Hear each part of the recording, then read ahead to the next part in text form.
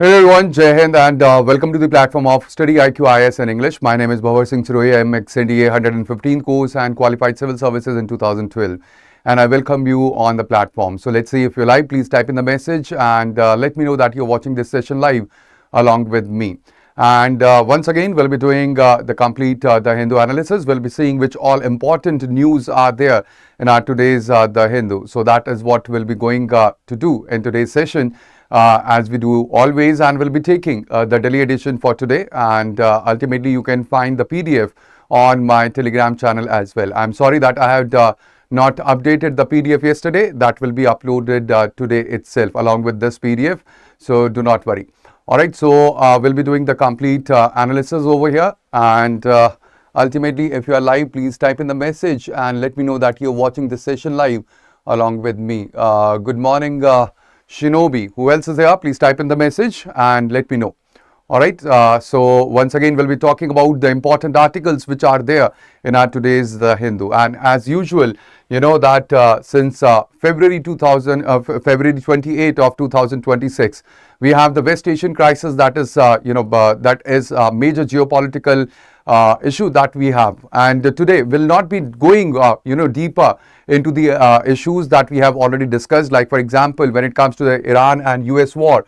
So it had resumed and ultimately we have discussed this yesterday as well. So we'll not be going much deeper into this and ultimately we'll be going to do the deeper analysis for the issues that are new to us. Tenu, good morning.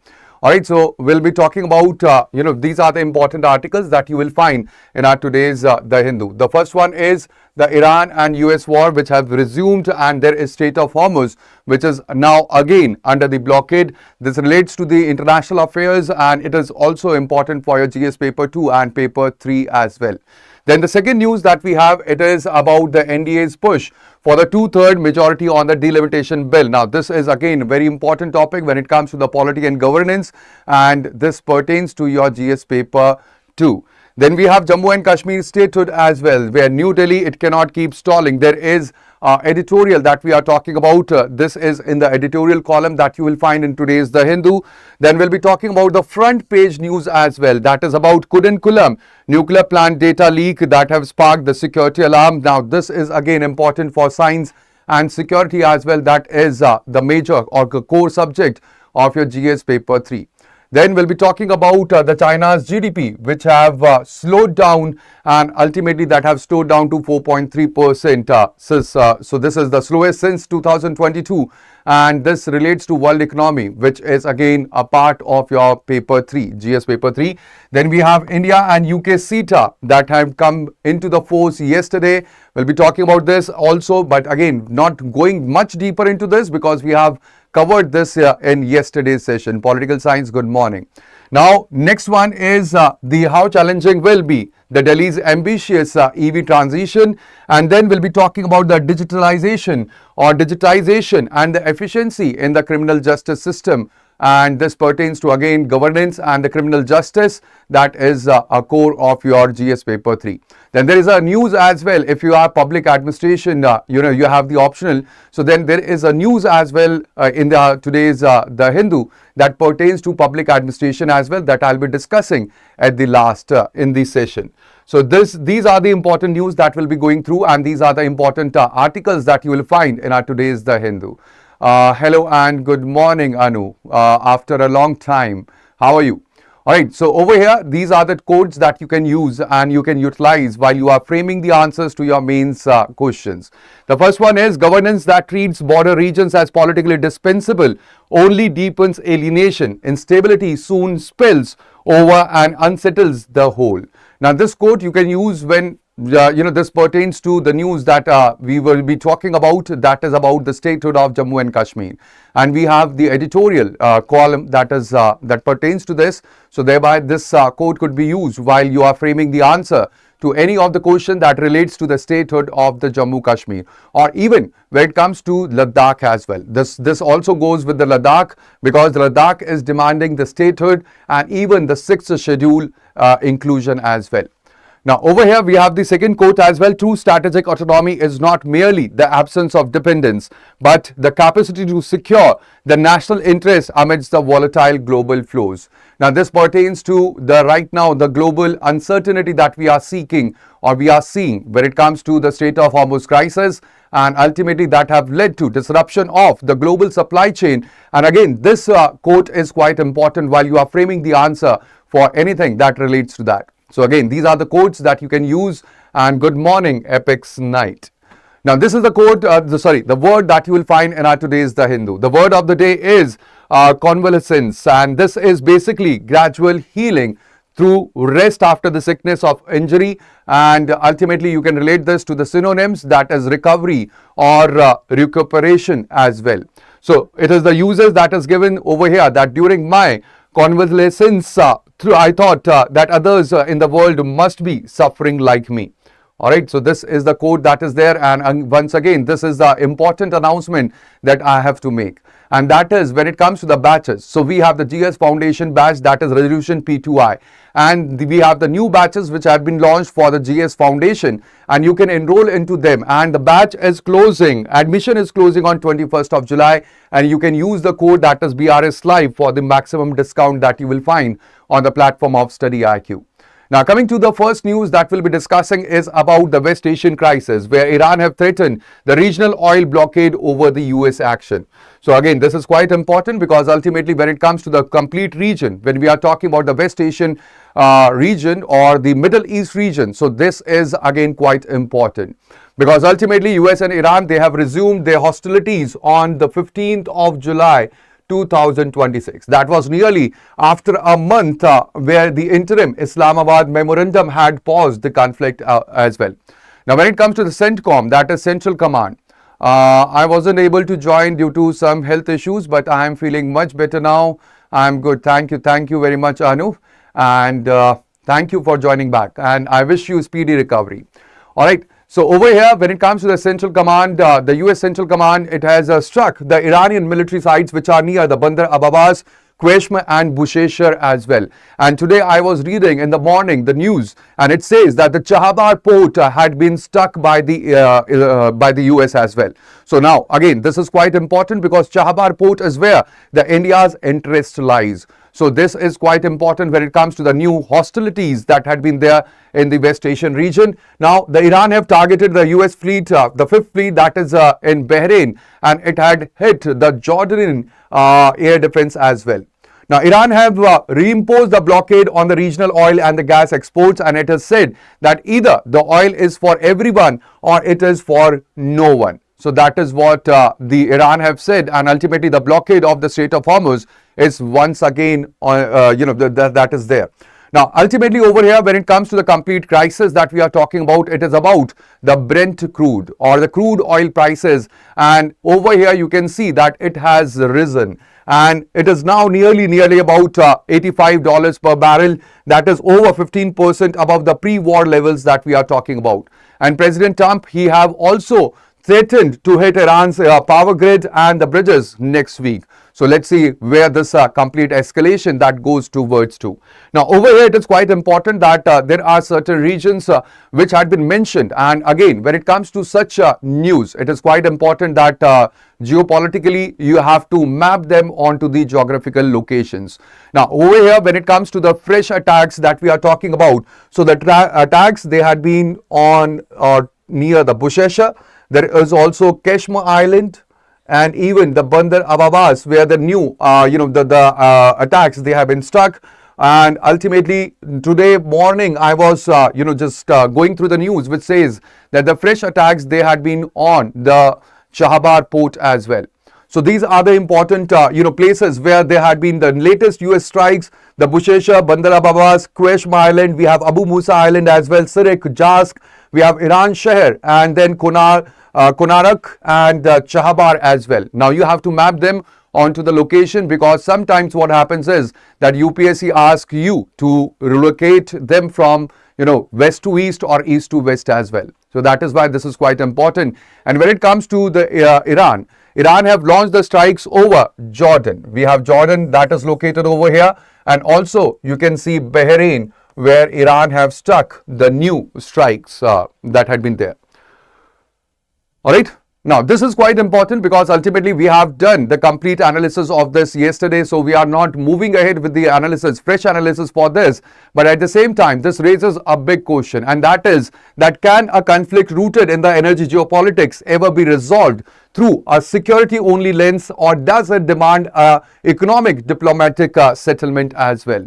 So this is quite important because when it comes to US, we have seen that US have its interest in the Middle East, and that is not renewed interest.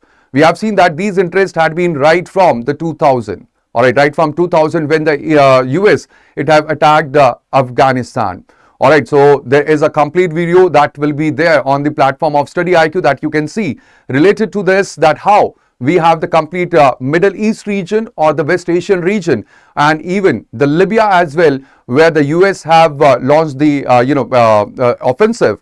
And ultimately, in the terms of when it comes to the complete crisis, so US have attacked these regions because of a crisis that the US have said that there is a crisis, and ultimately we are protecting the nations, or we are protecting the citizens which are there.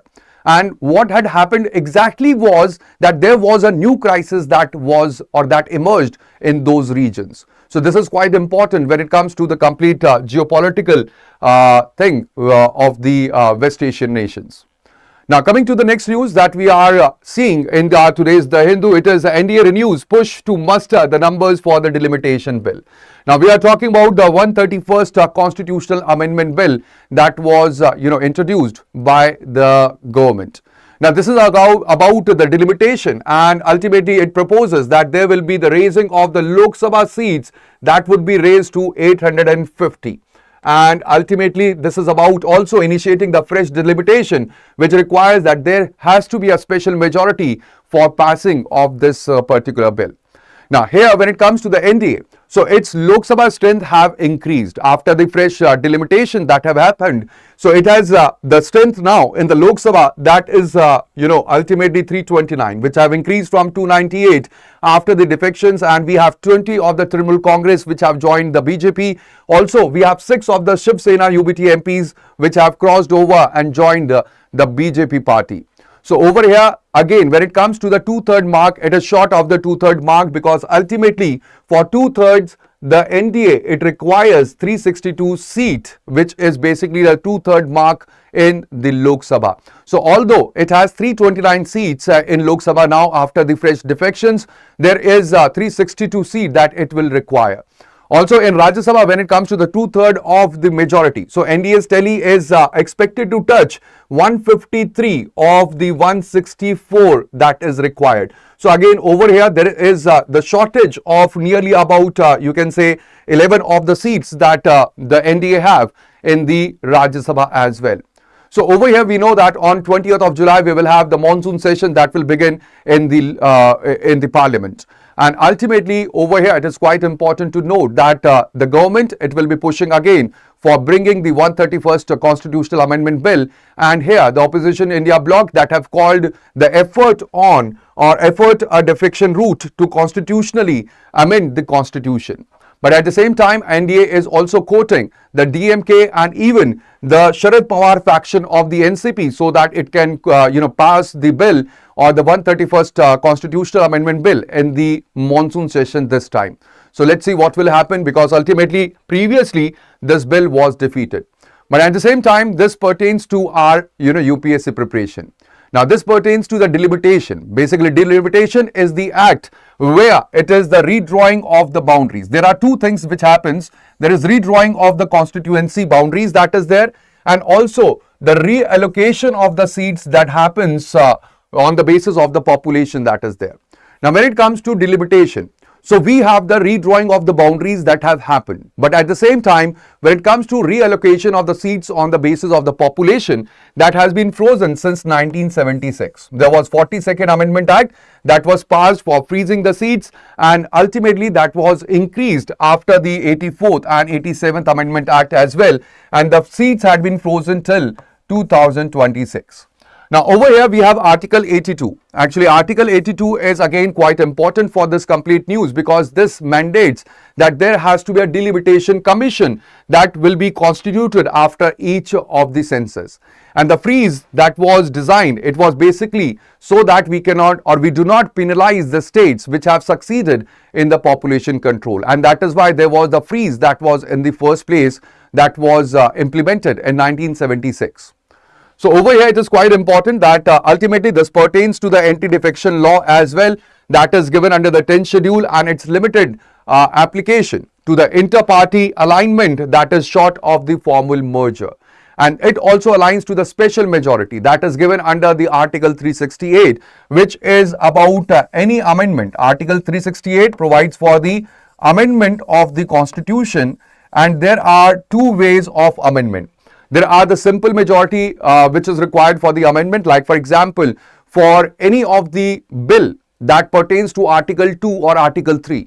That could be, passed by the Parliament just by the simple majority. But then there is the special majority that is also required. Now, when it comes to special majority, it is basically the 2/3 of the members who are present and voting, and that must be greater than 50% of the strength of the House. So this is the requirement for the special majority, and where it pertains to the federal relations. If there is any federal relations or the federal structure of the Constitution that has to be changed, then that constitutional amendment has to be ratified by more than 50% of the states as well. So that is a provision that had been given under the Article 368 that actually mentions the amendment to the Constitution that is there. Now over here it is quite important that this is most consequential federalism debate that we are seeing in the country after GST. We have the southern and the eastern states. They have the fear that ultimately their seats or the proportion of their seats that will get shortened, or they will have less number of the seats, and ultimately there will be more number of the seats that will be that will be given to the larger northern states, and therefore we have the southern states and the eastern states. They are opposing the 131st Constitutional Amendment Act, or the bill that we are talking about, not act, the bill that had been tabled previously. Now over here this is quite important because this pertains to the political question. Alright, this pertains to the governance, this pertains to the Constitution as well, and thereby it has several implications that you can see. When it comes to the political implication, it is basically a seat share exercise which is based on the current population. Now this would actually shift the complete power toward the Hindi belt states which are there.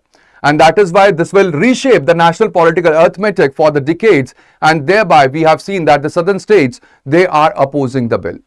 Then again, when it comes to the political implication, you can see that there is cross-party floor management that we are talking about, rather than there had to be a public deliberation. When there are these changes this big, there should be the public consideration, the public consultation that must happen. Alright, and that is what the government is not doing, and ultimately this is setting a precedent of amending the Constitution through the number game and not through the consensus. And this is quite dangerous for the for the country like India, where we celebrate democracy as some big trophy that we have achieved after the independence. So this is again quite important when it comes to the complete implication, because this is setting a precedent that should never had been or never should had been in the country. Alright, this also is quite important economically, because ultimately the larger legislature that will raise the fiscal burden of maintaining the constituencies and even the staff and the infrastructure, and this is a governance cost dimension that had been often ignored in the debate as well. Now this is quite important that when it comes to, say, I'm ex-NDA, let me tell you, I had the backbone fracture when I was training, and ultimately when it comes to the issue of granting the pension to just nearly about 500 of the ex-cadets who had been voted out on the medical reasons, the government cites that there are the exchequer cost basically, and that will cost them a heavy burden economically. But at the same time, when raising the amount of the members of the parliaments to 850, they say or they seek that there will be no kind of the cost that will be borne by the exchequer. So over here, this is quite important that there is the economic implication as well. Alright, then there are the social implication where the southern states, they had invested in the family planning. And ultimately, they perceive this as the move for the penalty for the demographic responsibility that they have borne for a longer period of time. And ultimately, that will also strain the center and the state trust, and there will be a trust deficit that will grow among the states and the center. Now, this is also ethically important because the core ethical dilemma over here is the procedural dilemma. That is whether it is the ends. The end is basically the democratic representation, where we have the representation that is based upon the population or the population percentage, or you can say proportion. So over here it is about whether the end that is there, which is the democratic representation, that justify the means, where it is the defection driven majorities that we are talking about. So this is again ethically important, and ultimately you can see that the complete issue is quite fragile when it comes to the complete scenario.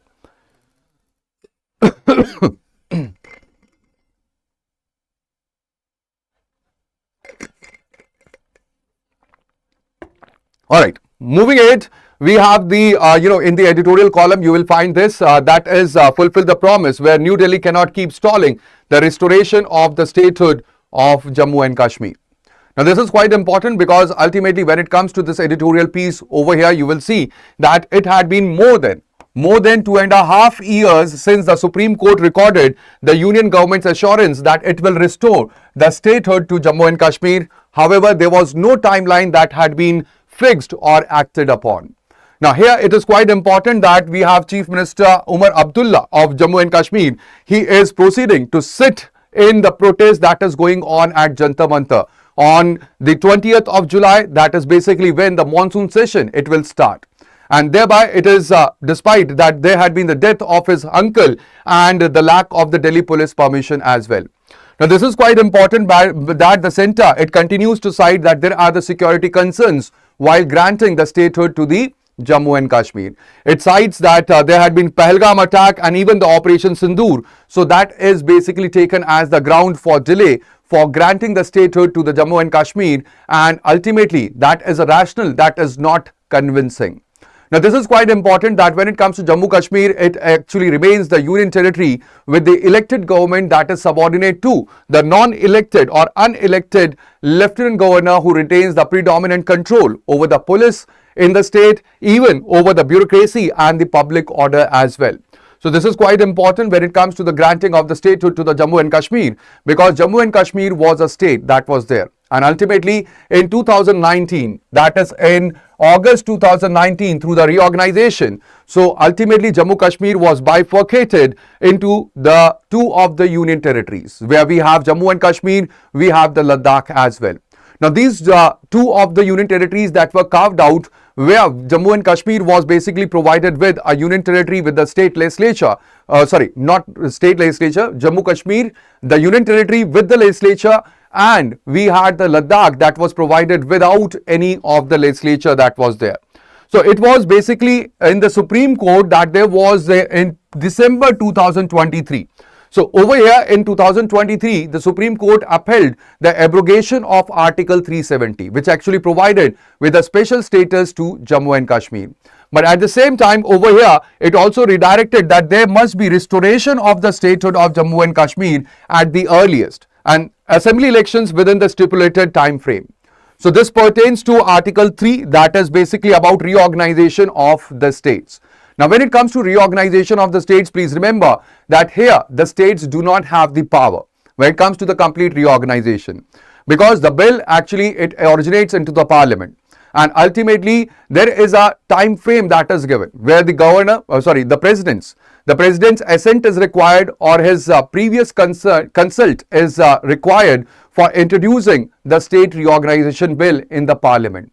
And then what happens is that the president, it actually, it moves, or it gives, it actually transfers the complete state reorganization bill to the state as well. There is the advice that is, sought, or you can say the remarks of the state are also sought. But at the same time, they are not binding on the parliament, and the parliament, it can, reorganize any of the state with the mandate. And again, this is quite important because this bill, it could be passed by the simple majority as well. So this is quite important because it pertains to Article 3. It also pertains to 6th schedule, where it is basically about the Ladakh, which is demanding its inclusion into the 6th schedule. So again, this is quite important because when it comes to 6th schedule, we have only 4 of the states which are included in the 6th schedule, that is there.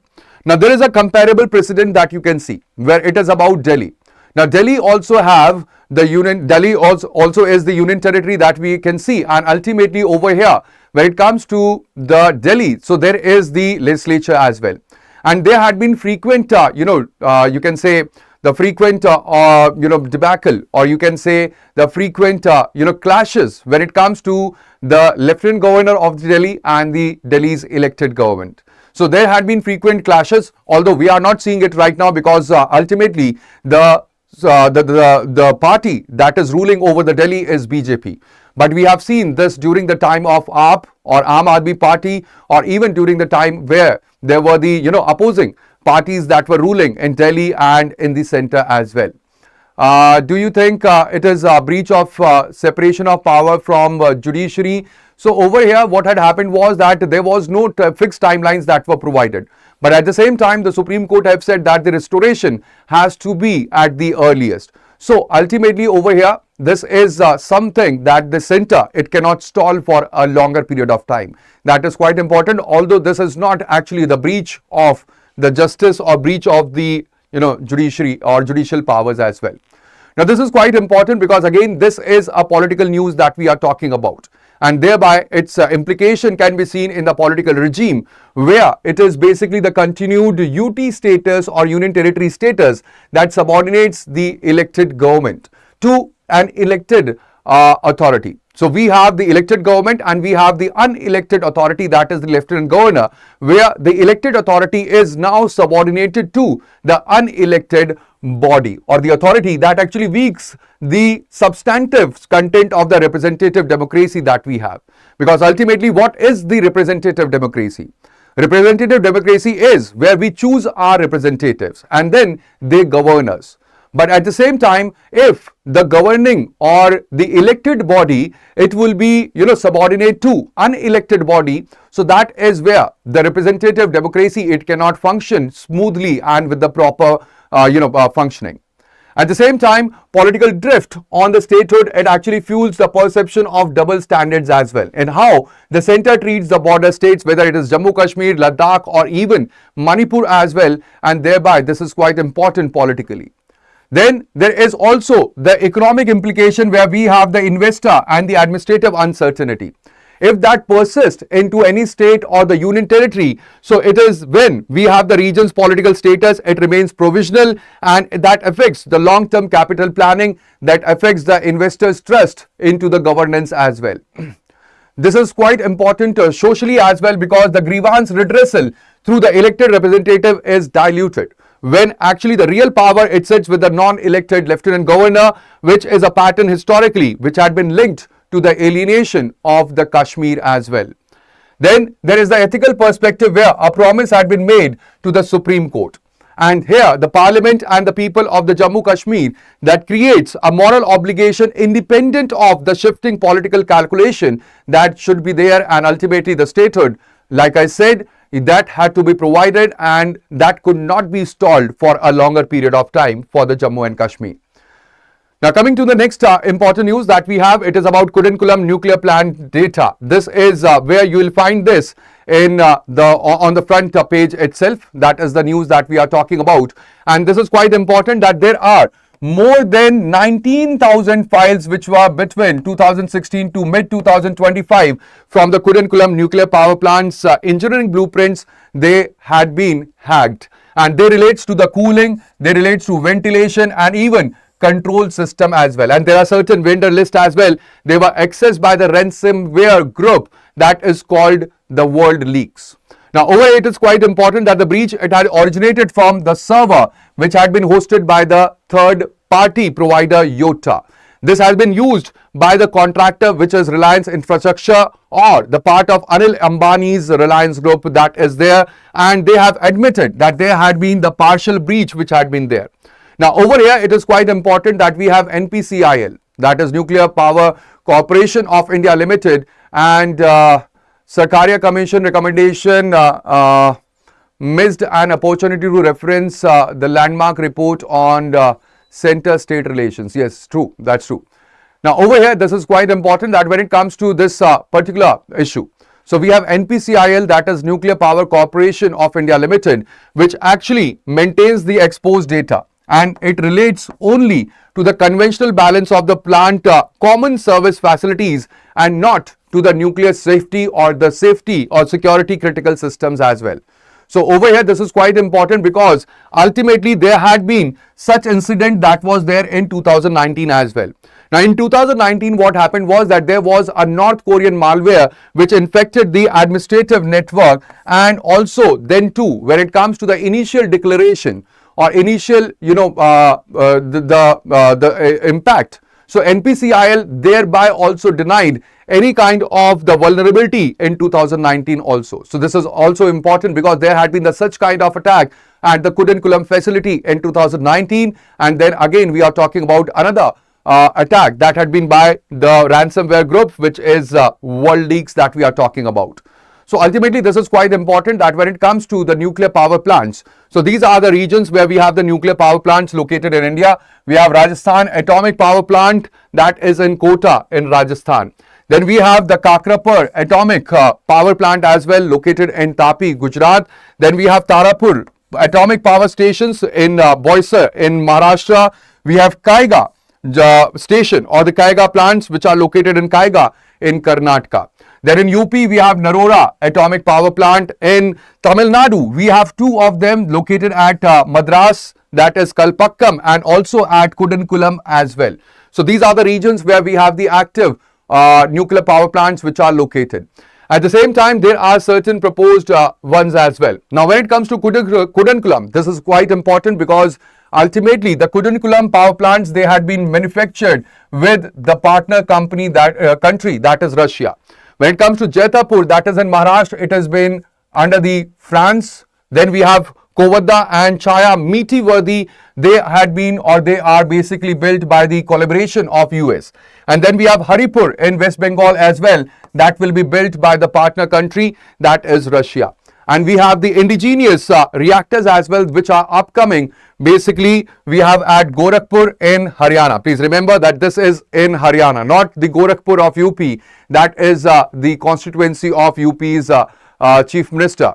Alright. Then we have Chutka as well. That is in Madhya Pradesh. We have Mahi Baswada in Rajasthan. Then we have another in Kaiga in Karnataka, Bhimpur, that is located in Madhya Pradesh, and Kalpakkam in Tamil Nadu. Now these are the indigenous reactors, but there are the certain of the reactors which will be there in the future with the foreign technical cooperation as well. Now this is quite important because ultimately when it comes to this news, this is important because when it comes to Kudankulam, it is the largest nuclear power complex that we have in India, where we have two operational 1000 megawatt VVER, that is the Russian designer, pressurized heavy water reactors which had been located, and there are 4 which are under the construction as well. Now this is quite important when it comes to the nuclear facilities which are there in India. They are governed by the Atomic Energy Act of 1962, and they are regulated by AERB, that is Atomic Energy Regulatory Board. And when it comes to any kind of the cyber attacks, so for that we have the National Nodal Agency, that is CERT-In, basically for any of the incident response for the any kind of the cyber security or the cyber attacks that we have at the country. Now this follows the global pattern of the supply chain cyber attacks that had been there on the critical infrastructure in the past as well. Where when it comes to Iran, so there was the attack on the Natanz facility that was by Stuxnet, and then there was the Colonial Pipeline ransomware as well in the US as well. So this is quite concern, or this is quite a danger that we are talking about. Now there are certain over here there are certain terms, or you can say that certain words which had been used, that for which you should know that what it actually means. Now over here we have the ransomware. Now what is ransomware? Basically it is a malicious software. Now this software actually it encrypts or it exfiltrates the data. With the attackers, they demand certain kind of payment or even threatening the publication of the stolen data as well. So that is what the ransomware is. Ransom is basically where there is a demand of the payment that is made by these attackers. Then when it comes to the CII, that is critical infrastructure, information infrastructure, this is where we have the computer resource whose incapacitation, it would actually have a complete debilitating attack or impact on the national security, even on the economy and the public health as well. Now, these CIIs, they had been actually notified under the section 70 of the IT Act that is there. Then when it comes to the CII, we have the NCIIPC, that is National Critical Information Infrastructure Protection Center. Now this is basically the nodal agency for protecting the CIIs that are there in India, and it functions under the NTRO or the National Technical Research Organization. Now when it comes to VVR reactors, so VVER reactors are basically the Russian designed pressurized heavy water reactors which are used at the Kudankulam, and they are under Indo-Russian Nuclear Cooperation. So these are some of the terms and the key terms that you must remember. Now when it comes to the complete news, this is quite important because ultimately this have implication, because the incident, it invites the scrutiny of the India's nuclear cooperation, contractor ecosystem, and also it raises the questions in Parliament about the oversight of the privatized infrastructure roles. And this is quite important as well, because ultimately now we have the Shanti Act that had been passed. And in the future, there will be the private companies, the private entities, which will be responsible for the nuclear infrastructure that will be there. So again, this pertains to that particular incident as well, that what will happen if there will be the complete privatization of the nuclear sector. Now, this also raises the economical implication, because the Reliance infrastructure exposure, it highlights the risk of, or the risk that is there in public-private partnership for the strategic infrastructure with the reputational and the contractual liabilities. And again, when it comes to Shanti Act, there has been the liability clause that had been removed. And again, this is quite important when it comes to the liability. So who will be the liable for any kind of the attacks that will be done or that will happen in the future? So this is quite, again, very important to see over here. Now there is also public trust that is there in the nuclear safety that is sensitive, and we have seen this when it comes to the protest for the Kudankulam power plant. Alright, so there had been the protest, especially after the Japanese incident, after the tsunami that had happened, and ultimately the trust that is there in the nuclear infrastructure that have weakened. And over here, even if non-safety critical leaks are there, they can fuel any kind of anti-nuclear sentiment if communication is not transparent by the government. Now again, there is the environmental cause as well, because the leak itself, it is not an environmental threat or the hazard, but any future exploit of the cooling or the ventilation blueprints that are there. So ultimately that could theoretically compromise the safety systems which are there present at the nuclear facility, and there could be the environmental consequences, and not just environmental consequences. If any kind of the the ventilation or the cooling system, they would be controlled by any other power that is there, that could lead to a severe nuclear hazard that we are talking about. Even airtight state networks are compromised if they rely on third-party commercial clouds. Private contractor managing these servers create a severe backdoor into strategic national assets. That's true.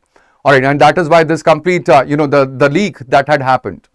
All right, now over here it is also important when it comes to NPCIL. So there was a precedent in 2019 where there was also a denial that was before the eventual acknowledgement of the leakage, which raises the ethical question that we are talking about of the institutional transparency as compared to the reputational management as well. So there is the ethical perspective as well that you can see over here related to the transparency by the NPCIL. Now coming to the next important news that you will find, it is about the China's growth, and ultimately over here it is again quite important because the Chinese economy, It grew by 4.3% only in the second quarter of the 2026, which is basically down from the first quarter in 2026. All right, this is the slowest that we are talking about after 2022 and below the already lowered 4.5 to 5% of the annual target that the government have. Now, there is the fixed asset investment which have fell 5.7%, and the retail sales, they have also remained sluggish. That reflects the weak consumption, and there is the real estate investment that have fallen 18% in the first half of the 2026. Now, exports, they remain the bright spot where we have the merchandise exports. They grew by 17% in the first half of 2026 in China, which almost entirely is explained by the trade diversification that is away from the slowing property-led growth model. Also over here, the Chinese Politburo is expected to unveil the targeted and more proactive policy responses as its late July meeting will be there, and there will be the focus that will be there on the job creation, where there is 12 million of the urban jobs which will be targeted in 2026, and this is when we are talking about the AI linked concerns about the job security. Now over here, this is quite important because ultimately when it comes to Chinese growth model, so it is basically right from 1990s, it has relied heavily on the real estate. All right, it has relied heavily on the real estate and the infrastructure investment as well. Now, the property sector alone has historically contributed to nearly about 25 to 30% of the GDP directly and indirectly to the Chinese economy. So this is where we are talking about, and again, over here, this is quite important because in 2016, Xi Jinping have said that the houses are basically for living in and not for the speculation. Now, when he have said this, so ultimately we have seen that there had been the decline in the real sector growth in China, which was majorly, it was fueling the economic growth of the China. And here you can see that this is the long tail, which is now, it is visible in the slowdown that we are talking about in the Chinese economy. Now, when it comes to this particular issue, you can see that we have the trade deficit with China. There is also another thing that you can connect this with is China plus one manufacturing diversification opportunity that is there in India. And also this relates to middle income trap. Now, what is the middle income trap is, it is basically the risk which the large economies they face. Now, when it comes to large economies, what happens is that there is the investment-led growth that is there. Now, this investment-led growth, it actually leads to the growth for some point of time. But then what happens is, if this investment-led growth, it does not change into the innovation or the consumption-led growth, so what happens is that there is the stagnation that happens, and that is what is called as the middle income trap. So you can see that when it comes to China, it is right now going through this middle income trap that we are talking about, and maybe in the future, India could also get into this trap.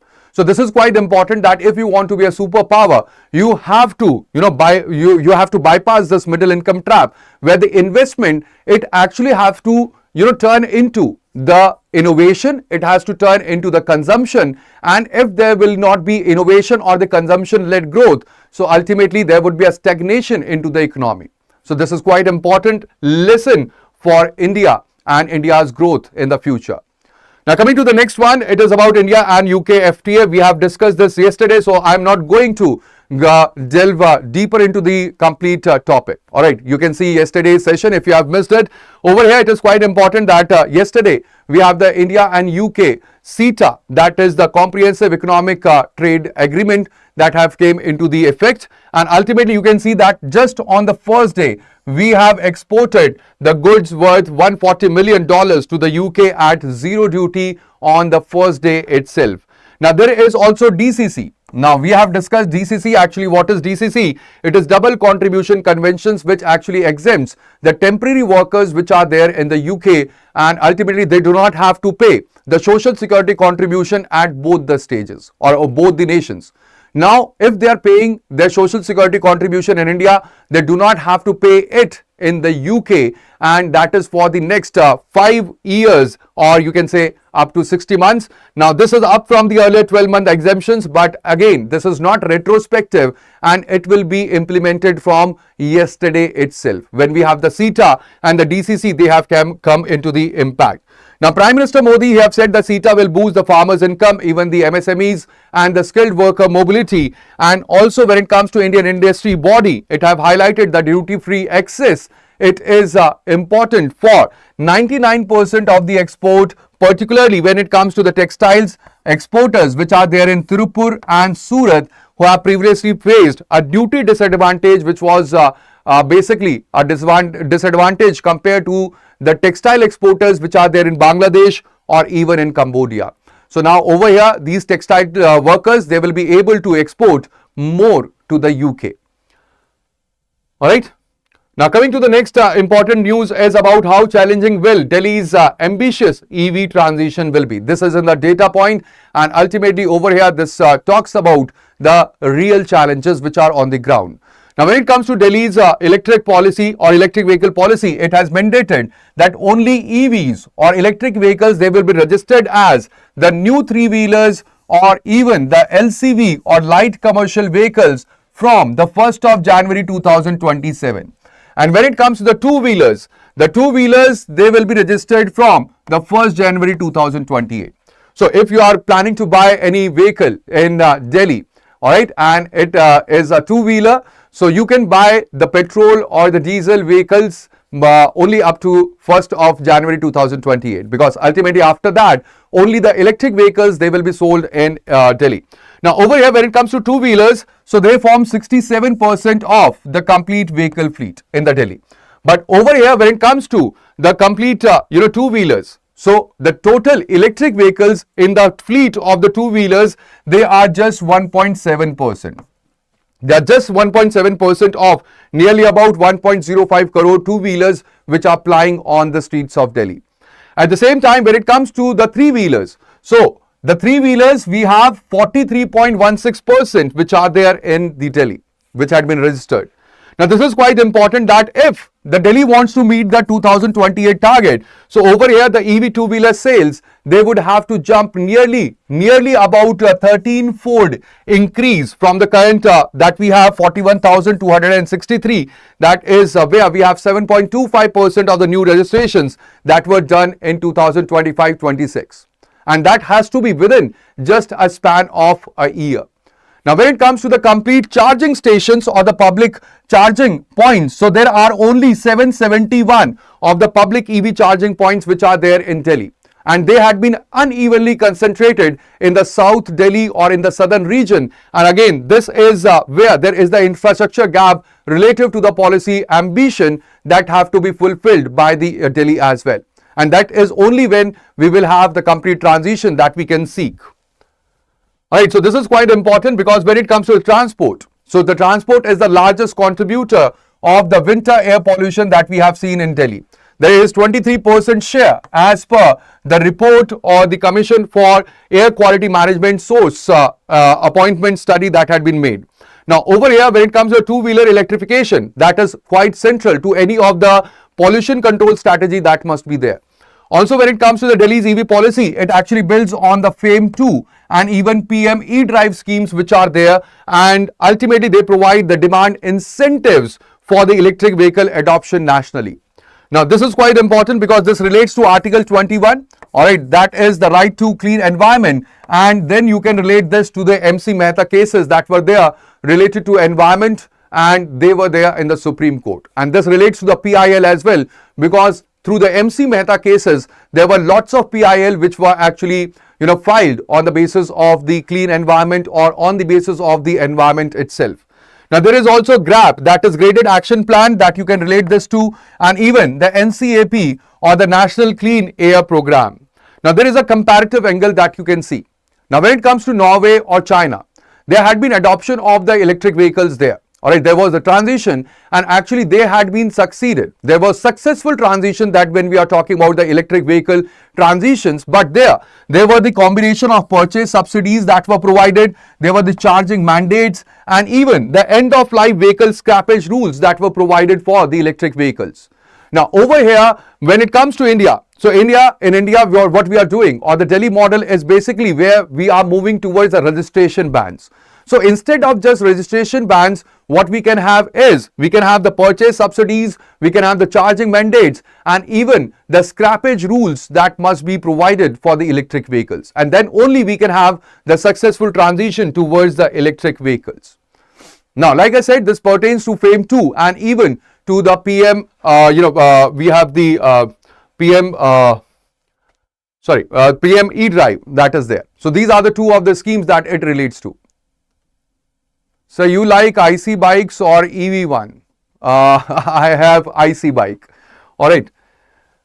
Now over here this is quite important because ultimately aggressive EV mandate test the Delhi government's political capital given the visible burden that they place on the low income two-wheeler owners as well and the delivery workers. So this is quite important because ultimately this EV shift, it may impact the gig workers as well.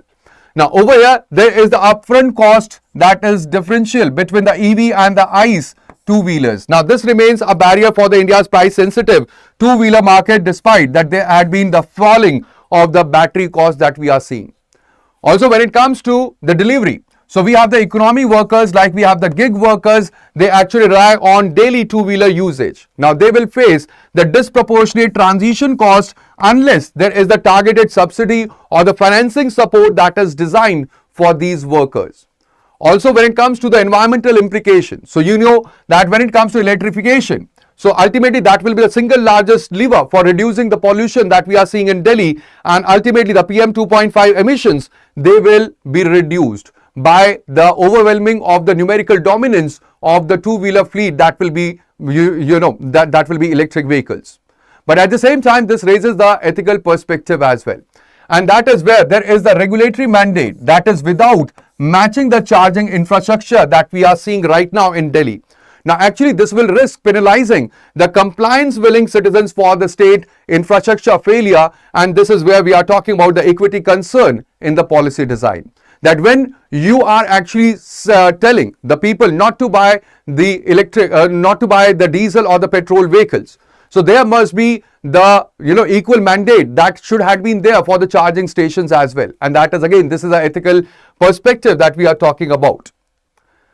Now coming to the next important news that we have in today's The Hindu, it is about the digitization and the efficiency in the criminal justice system. Now over here it is about the center which aims to have a full digital rollout of the India's criminal justice system by 1st of July 2027. Now over here the investigations will be recorded, there will be trials that will be through the interoperable criminal justice system or ICGS that will be based upon the Meghraj cloud that is of the government. This cloud is basically it is the cloud of the government of India. So over here it is quite important that we had the new criminal laws which were implemented. Now we have the Bharatiya Nyay Sanhita, we have the Bharatiya Nagrik Suraksha Sanhita, and even we have these two of the laws which have replaced the colonial era IPC and the CRPC. Now they have shifted the complete framework from the punishment to the victim-centered justice. Now there is the forensic examination as well that had been mandated wherever we have the offences which are punishable for more than 7 years. So there is the mandatory forensic evidence and the forensic examination that has to be done, and ultimately you can see that when it comes to the forensic laboratories, they have increased in India from 129 that were there in 2023 to 154 in 2025 as well. But at the same time there is a concern, and that is right now there are only 46% of the FIRs which were digitally transferred to the courts as per the NCRB data. Now this means that when it comes to the digital chain, it actually remains incomplete for over half of all the registered cases which had been there, and thereby this is a concern where still the digital chain, it remains incomplete. Alright, now this is quite important because India follows the criminal justice system. Like we have the adversarial model like the other common law countries that are there. Now over here when it comes to the complete criminal justice system that we have, it relies on the judicial precedent that had been there earlier, and even on the principle of audi alteram partem, that is right to be heard or right to fair hearing, unlike there had been in the inquisitorial civil law model. Now it is quite important that we had the BNS or the BNSSS, they had come into the force in 2024, all right, from 1st July 2024, and they have replaced the acts, the colonial era laws which were there. We had the IPC that was, that was framed in 1860. Then we have the CRPC in 1973, and we also had the Indian Evidence Act that was, it was enacted in 1872. Now, this is quite important because this relates to Article 21, that is right to fair trial, which is basically the right under the right to life and personal liberty. This also relates to the Vishakha judgment, that is Vishakha versus State of Rajasthan in 1997, where we have seen that there is the judiciary which has actually filled the gap that was because of the absence of legislation. Now, these reforms basically, they also, they reflect that there had been a philosophical shift into the complete criminal justice system that we are talking about. Where actually earlier what happened was that during the colonial era law, there was where the accused was treated like a criminal on the trial.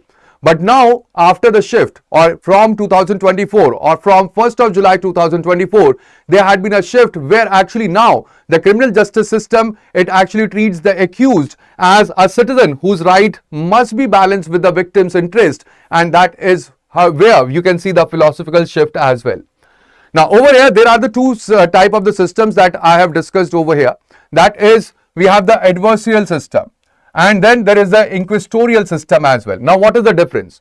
In the adversarial system, it actually aims to get the truth through the open competition that is between the prosecution and the defense. All right, they are the two parties, and both of these parties, they are at the common ground, and they levy the, you can say there are the charges which are levied, and the other party, it actually protects himself. So there is this kind of the adversarial system where there is the truth which is through the open competition, and in the adversarial system, the all parties, they basically determine what witnesses they will call and the nature of the evidence they will give. Both the parties, they give their evidences, they give their witnesses, and also in the adversarial system, there is a previous decision that had been done by the higher court, which are basically binding on the lower court as we see in our institutions. In adversarial system, the rule of lawyers is active, and the judges, they pronounce the judgment depending upon the hearing, upon the evidence, on the basis of the examination and the cross-examination as well. That is what adversarial system is, or criminal justice system is. Now, there is inquisitorial, where actually it aims to give the truth of the matter through extensive investigation and examination of all the evidence. Now, in inquisitorial system, what happens is that there is the conduct of the trial in the hands of the court. There is the conduct of the trial that actually happens in the court, and it is in the hands of the court where the trial judge, he determines that which witnesses he will call and the order in which they will be heard. So, that is the major difference, all right, that where it comes to the inquisitorial system, so there is the judge who has the power to call the witness, the judge who has to power to order the arrangement of the witnesses which are there, and there is little use of the judicial precedent in the inquisitorial system as well. And in an inquisitorial system, the rule of lawyers is passive, and the judge plays an active role for the questioning and hearing the parties directly. So that is what inquisitorial system is. You can relate this to what? You can relate this to the type of the system that existed where we have the monarch. Now, when it comes to the monarchy, so in monarchy, monarch was the judge, and ultimately he had all the powers, where he would call the witness, he will question them himself, and ultimately he will pronounce the judgment. But when it comes to the adversarial system, that is what we follow in our criminal justice system in India right now. And I told you that there is a news about the public administration as well. Now, when it comes to the public administration, we talk about, or this is about the ethics also. All right. Now, when we talk about the public administration, we talk about what? We talk about we have the, I'm forgetting the term, just let me remember it. That was there in my mind while I was reading this news.